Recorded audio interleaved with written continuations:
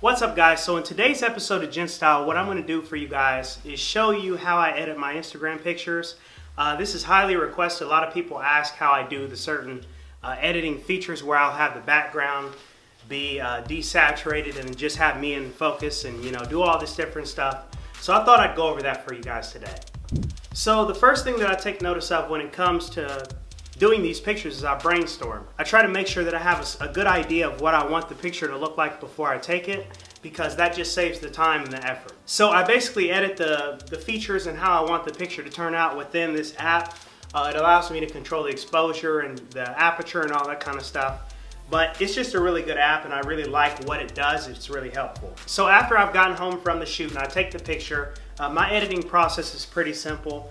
It used to consist of me editing these videos and pictures on my computer in Lightroom, but that takes time and I really couldn't get certain things done because, well, I didn't know how to do it. So basically on my phone, as you can see here, I have a bunch of apps that I use to basically edit my pictures. Snapseed is a really good app. It has a whole bunch of good features. So what I like about this app is it basically has a feature that allows me to select all of the things that I can draw on the screen and select everything that I want desaturated, and then I basically have what's going on there. Let me start all over.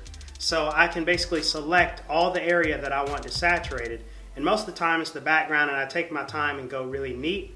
But for the video, the purpose of this video, I'm going to do it really quick. So then I can just desaturate the background, and then as you'll see, the background will be more desaturated than the picture. So in a short explanation, that's basically how I edit all of my Instagram pictures. I use Snapseed too as well, because the thing about Snapseed is you can go in the background and you can cut out certain things, which is a really nice feature. Except if I want to take one of these poles out, it's doing a bad job, but you can basically take out anything in the picture that you don't want. So if I don't want this white here, I can select that white and it'll be gone.